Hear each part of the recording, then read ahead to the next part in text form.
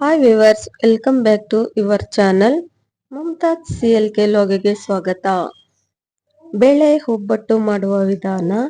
ಬೇಕಾಗುವ ಸಾಮಗ್ರಿಗಳು: ತೊಗರಿ ಬೇಳೆ, ಬೆಲ್ಲ, ಮೈದಾ ಹಿಟ್ಟು, ಏಲಕ್ಕಿ ಪುಡಿ. ಒಂದು ಪಾತ್ರೆಯಲ್ಲಿ ನೀರು ಬಿಸಿಯಾಗಲು ಇಡಬೇಕು. ಬಿಸಿ ಆದ ನಂತರ ತೊಗರಿ ಬೇಳೆಯನ್ನು ಚೆನ್ನಾಗಿ 2-3 ಬಾರಿ ತೊಳೆದು ನಂತರ ಬಿಸಿನೀರಿಗೆ ಸೇರಿಸಬೇಕು. ಬಿಸಿನೀರಿಗೆ ಸೇರಿಸಿದ ನಂತರ ತೊಗರಿ ಬೇಳೆ ಬೇಯಲು ಮುಚ್ಚಳವನ್ನು ಮುಚ್ಚಿ ಬೇಯಿಸಬೇಕು. ತೊಗರಿ ಬೇಳೆ ಬೆಂದ ನಂತರ ನುಣ್ಣಗೆ ಬೇಯಿಸ್ಕೋಬಾರ್ದು ಮತ್ತು ಗಟ್ಟಿಯಾಗೂ ಇರಬಾರ್ದು. ಮೀಡಿಯಮ್ ಆಗಿ ಬೇಳೆಯನ್ನು ಬೇಯಿಸಿಕೊಳ್ಳಬೇಕು. ಬೇಳೆ ಬೆಂದ ನಂತರ ನೋಡಿ, ಒಂದು ಪಾತ್ರೆಗೆ ನೀರನ್ನು ಬಸಿದುಕೊಳ್ಳಬೇಕು. ನಂತರ ಉಂಡೆ ಬೆಲ್ಲವನ್ನು ತಗೊಂಡು ಕುಟ್ಟಿ ಪುಡಿ ಮಾಡಿ ನಂತರ ಬೇಯಿಸಿದ ಬೇಳೆಗೆ ಸೇರಿಸಬೇಕು. ಬೇಳೆಗೆ ಸೇರಿಸಿದ ನಂತರ ಒಂದು ಕುದಿ ಬೇಯಲು ಇಡಬೇಕು. ಬೆಂದ ನಂತರ ಏಲಕ್ಕಿ ಪುಡಿ ಸೇರಿಸಿ ಬಿಸಿ ಬಿಸಿ ಇದ್ದಾಗಲೇ ಮಿಕ್ಸಿ ಜಾರಲ್ಲಿ ನುಣ್ಣಗೆ ರುಬ್ಬಿಕೊಳ್ಳಬೇಕು. ನಯಸ್ಸಾಗಿ, ಯಾವ ರೀತಿ ಅಂದರೆ ತರಿ ಇರಬಾರ್ದು, ಬೇಳೆ ಸಿಗಬಾರ್ದು. ನುಣ್ಣಗೆ ನೋಡಿ, ಈ ರೀತಿಯಾಗಿ ನಯಸಿರಬೇಕು. ರುಬ್ಬಿದ ಹೂರ್ಣವನ್ನು ಒಂದು ಪಾತ್ರೆಗೆ ಸೇರಿಸಬೇಕು. ನಂತರ ಹೋಳಿಗೆ ಹಿಟ್ಟು ತಯಾರು ಮಾಡಲು ಮೈದಾ ಹಿಟ್ಟು, ಸ್ವಲ್ಪ ಅರಿಶಿನ ಪುಡಿಯನ್ನು ಸೇರಿಸಿ ಸ್ವಲ್ಪ ನೀರನ್ನು ಹಾಕಿ ಚೆನ್ನಾಗಿ ನಾದಿಕೊಳ್ಳಬೇಕು.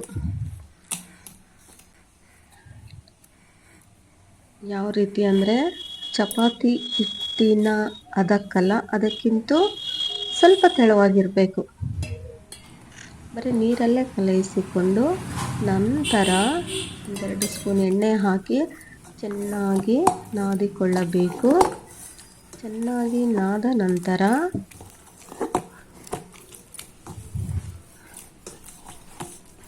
ಹಿಟ್ಟನ್ನು ಮೇಲೆ ಎಣ್ಣೆ ಹಾಕಿ ಒಂದು 4-5 ಗಂಟೆ ನೆಂದರೆ ಹೋಳಿಗೆ ಹಿಟ್ಟು ರೆಡಿ ಆಗುತ್ತದೆ. ಭಾಳ ಎಷ್ಟೊತ್ತು ನೆನೆಸ್ತಿರೋ ಅಷ್ಟು ಚೆನ್ನಾಗಿ ಹೋಳಿಗೆ ತಟ್ಟಕ್ಕೆ ಬರುತ್ತೆ. ಮುಚ್ಚಿಟ್ಟು 4-5 ಗಂಟೆ ಆದ ನಂತರ ನೋಡಿ, ಈ ಅದಕ್ಕೆ ಬರಬೇಕು. ಅದಕ್ಕಂತಲೇ ಅರ್ಧ kg ಗಟ್ಟಲೆ ಎಣ್ಣೆ ಸುರಿಯೋ ಅವಶ್ಯಕತೆ ಇಲ್ಲ. ಸ್ವಲ್ಪ ಹಿಟ್ಟನ್ನು ತೆಗೆದುಕೊಂಡು ಕೈಗೆ ಎಣ್ಣೆ ಸವರಿ ಹೂರ್ಣವನ್ನು ಇಟ್ಟು ಸುತ್ತ ಹಿಟ್ಟಿನಿಂದ ಮುಚ್ಚಿ ಉಂಡೆಗಳನ್ನಾಗಿ ಮಾಡಿ ಇಟ್ಟುಕೊಳ್ಳಬೇಕು. ಚಿಕ್ಕ ಈ ರೀತಿಯಾಗಿ ಉಂಡೆಗಳನ್ನು ಸಿದ್ಧಪಡಿಸಿಕೊಂಡು ಎಲ್ಲ ಒಂದು ಪ್ಲೇಟಿಗೆ ಇಟ್ಟುಕೊಂಡು ಸಾಕು. ಇಷ್ಟು ಚಿಕ್ಕ ಉಂಡೆಗಳು ಮಾಡ್ಕೊಂಡ್ರೆ ಸಾಕಾಗುತ್ತೆ. ಇದು ಹೋಳಿಗೆ ಶೀಟು ಎಲ್ಲ ಸ್ಟೋರ್ಗಳಲ್ಲೂ ಸಿಗುತ್ತೆ. ಅಂಗಡಿ ಸ್ಟೋರ್ಗಳಲ್ಲಿ ಹೋಳಿಗೆ ಕವರ್ ಕೊಡ್ರಿ ಅಂದರೆ ಕೊಡ್ತಾರೆ. ನೋಡಿ, ಈ ರೀತಿ ಉಂಡೆಗಳನ್ನು ಸ್ವಲ್ಪ ಅಗಲ ತಟ್ಕೊಂಡು ಕೈಯಲ್ಲಿ ಮೇಲೆ ಎಣ್ಣೆ ಹಚ್ಚಿ ಒಂದು ಗ್ಲಾಸ್ ಶೀಟನ್ನು ತೆಗೆದುಕೊಂಡು, ಅಥವಾ ಎಣ್ಣೆ ಕವರ್ ಇದ್ದರೂ ನಡೆಯುತ್ತೆ, ಇಲ್ಲಾಂದರೆ ಗ್ಲಾಸ್ ಶೀಟ್ ಆದರೂ ನಡೆಯುತ್ತೆ. ಈ ರೀತಿಯಾಗಿ ಎಲ್ಲ ಕಡೆ ಸಮಾನವಾಗಿ ತಿರುಗಿಸ್ತಾ ಬೆರಳಲ್ಲಿ ನಿಧಾನಕ್ಕೆ ಹೋಳಿಗೆ ಎಲೆಯನ್ನು ಸ್ಪ್ರೆಡ್ ಮಾಡಬೇಕು. ಯಾವುದೇ ರತ್ತಡಿ ಇಲ್ದಲೆ ಕೈಯಲ್ಲೇ ಒಂದು ಸ್ವಲ್ಪ ಹೊತ್ತಿಗೆ ಎಷ್ಟು ಹೋಳಿಗೆ ಬೇಕಾದರೂ ಮಾಡ್ಬೋದು. ಭಾಳ ಈಸಿಯಾಗಿ ಬರುತ್ತೆ. ನೀವೇ ನೋಡ್ತೀರಿ, ಒಂದು ಬೆರಳಲ್ಲೇ ಹೋಳಿಗೆನ ತಿರುಗಿಸ್ತಾ ಹೋಳಿಗೆ ಶೀಟನ್ನ ತಿರುಗಿಸ್ತಾ ಎಲ್ಲ ಕಡೆಯೂ ಕೈಯಿಂದ ಹರಡಬೇಕು. ಈ ರೀತಿ ತಟ್ಕೊಂಡು ಎಷ್ಟು ತೆಳ್ಳಗೆ ಬೇಕೋ ಅಷ್ಟು ತೆಳ್ಳಗೆ ಬರುತ್ತೆ. ಮದುವೆ ಮನೆಯಲ್ಲಿ ಹೋಳಿಗೆ ಹೆಂಗಿರ್ತಾವ ಆ ರೀತಿಯಾಗಿ ತುಂಬ ತೆಳುವಾಗಿ ಬರುತ್ತೆ. ನಮ್ಗೆ ಎಷ್ಟು ತೆಳು ಬೇಕೋ ಅಷ್ಟು ನೋಡ್ಕೊಂಡು ನಾವು ತಟ್ಕೋಬೋದು. ಎಷ್ಟು ಈಸಿಯಾಗಿ ಆಗುತ್ತಲ್ಲ ಹೋಳಿಗೆ ತಟ್ಟೋದು. ನಂತರ ತವ ಬಿಸಿ ಆದ ನಂತರ ಆ ಹೋಳಿಗೆ ಶೀಟನ್ನು ಈ ರೀತಿಯಾಗಿ ಹಾಕಿ ಸುತ್ತ ಸ್ಪ್ರೆಡ್ ಮಾಡಿ ನಂತರ ನಿಧಾನಕ್ಕೆ ತೆಗೆಯಬೇಕು. ಹೋಳಿಗೆ ಶೀಟು ನೋಡಿ ಎಷ್ಟು ದುಂಡಾಗಿ ತೆಳುವಾಗಿ ಎಷ್ಟು ಚೆನ್ನಾಗಿ ಬಂದಿದೆ.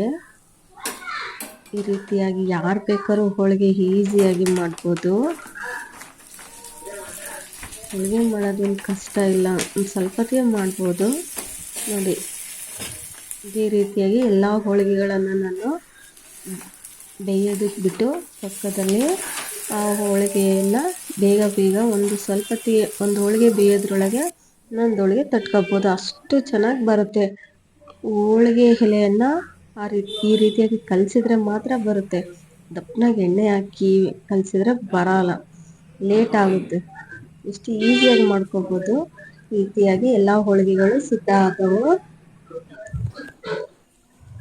ಈಗ ಸರ್ವ್ ಮಾಡ್ತೀನಿ. ಬಿಸಿ ಹೋಳಿಗೆಯನ್ನೇ ಮಾಡ್ಕೊಂಡು ತಿಂದರೆ, ಮಾಡಿಟ್ಟು ಯಾವಾಗೋ ತಿಂತೀವಂದರೆ ಅದು ರುಚಿ ಇರಲ್ಲ. ಹೋಳಿಗೆಗೆ ತುಪ್ಪ, ಎಲೆ, ಹಾಲು, ಕಾಯಿ ಹಾಲು, ಸೀಕರಣೆ ಇನ್ನು ಹೋಳಿಗೆ ರುಚಿಯನ್ನು ಹೆಚ್ಚಿಸುತ್ತದೆ. ಈ ವಿಡಿಯೋ ನಿಮ್ಗೆ ಇಷ್ಟ ಆದಲ್ಲಿ ಲೈಕ್ ಮಾಡಿ, ಶೇರ್ ಮಾಡಿ, ಸಬ್ಸ್ಕ್ರೈಬ್ ಮಾಡಿ. Thank you.